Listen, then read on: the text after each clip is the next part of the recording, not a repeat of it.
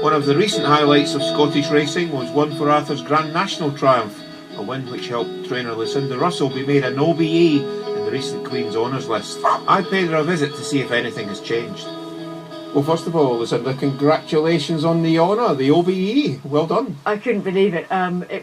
It's not anything that I'd ever thought would happen to me, and it's just really good because it's for horse racing and Scottish racing, and obviously I think the Grand National probably had a bit to do with it as well. But it's just a great honour for everyone up here. It's quite funny. It was quite emotional for me because it was the first time that I've actually been honoured, and I know, I'm standing in front of the cameras and always doing the talk and leading the team forward, but actually it was quite nice to actually have an honour for myself. Have you actually gone to pick it up yet? Oh yeah, I did. I went down and the Queen presented it to me. It was a fantastic ceremony. Very proud. Took my mother and my aunt and my Scu obviously, and we had a great time. It was really good. The whole day was super. I bet he banter between you and Scu as well, because he's only got an MBE. I know, and I have to say, I think riding that many winners is much more noble than what I do. But it's just great, and it's fantastic for us both to have it. What's the reaction been like around about the yard and when you've been going racing? I'm not sure. I'd have to say I don't think it's changed very much. So I think it's been nice, but it's nice to get horse racing into the wider public as well, not just in our own little bubble. It's nice to have it throughout the country. It's the team that does all the hard work. It's not just the stable staff. It's not just the people that work here. It's all the owners, the people that have invested time and money into our yard. It's been a great thing. And we've seen everyone in action this morning. I mean, it's been a busy place on the gallops over the schooling obstacles. Do you know what I'm so proud of is that the guys here, this morning, the work that we do at the farm here is always very, some horses go one place and other horses, some school, some go galloping, some are just trotting. And everyone knows what they're doing. It's great. Everyone has responsibility for themselves and for their own horses. And I think that's why we have people that stay for so long, is that, people have responsibility for their own, for the way things are going each day and can drive it forward themselves. And we've seen the schooling obstacles and the gallops, of course. You've got a water treadmill with all the mod cons. Yeah, it's very important for us to keep on improving the facilities. We've got some of the best gallops that we think in the country that have trained a lot of winners, but it's nice to have the extras around the edges, and the water treadmill has been a great help this year. I think we've been winning races with horses that we're struggling to win with in previous seasons, and I think that's been one of the reasons.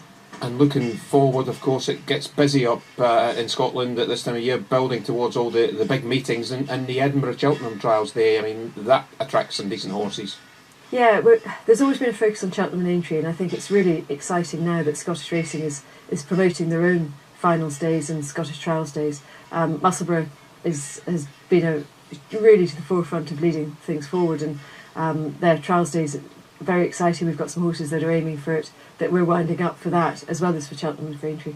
Ryalex is a horse that's created a bit of a stir in the yard. I remember when he first came to you, Lucinda, you said he was going to be wearing a hood for cosmetic purposes, and there's a reason for that. Well, he's only got one ear, so we did buy him with one ear. It hasn't happened with us, but to start with, we were worried that the bridle might slip off, so we did ride him out with a hood. But Stephen Mulqueen's been riding him a lot at home, and he took the hood off, dispensed with that, and he's just been going from strength to strength. He was a very tricky horse to start with. I think he was a bit anxious, a bit worried about things, and it really helped that Stephen could ride him every day at home and then also ride him in his races. It's one of our advantages of having the boys working here. And there's conflicting reports as to how he lost the ear in Ireland, I think? That's right, he lost his ear. I think he got his head caught in a cattle feeder and got the ear sort of was half off, and the vet then trimmed it off properly.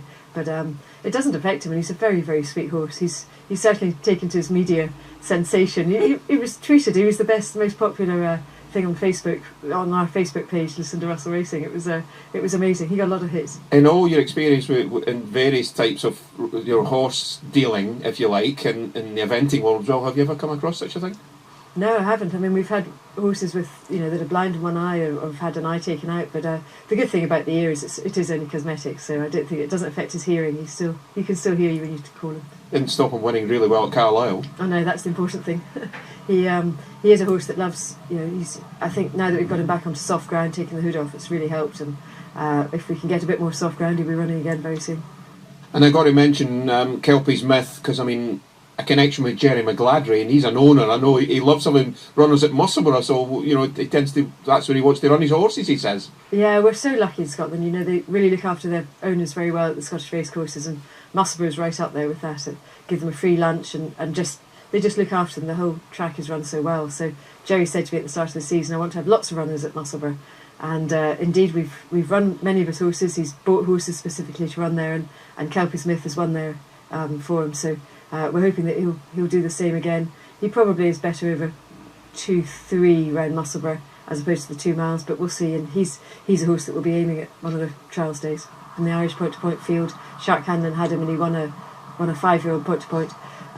He's very much our type of horse. He's a proper long-distance, stamina-laden, staying chase type. I'm not sure that he's got the most speed in the world, but he's definitely one of our big, strong types that hopefully we're winning plenty of staying chases and a national along the way. What national, I'm not sure. And overall, looking to the future, Lucinda, I mean, you've won a Grand National, nice to win another one. Other aims that you'd like to achieve in the yard? More Cheltenham Festival winners, for example? Yes, I think, it's very important for us to do well at Aintree, and it's a track that I've always loved, always had a soft spot for. Cheltenham is a big part of it. We won with Brindisi Breeze, and I'd like to think that we could win another listed race there sometime in the near future.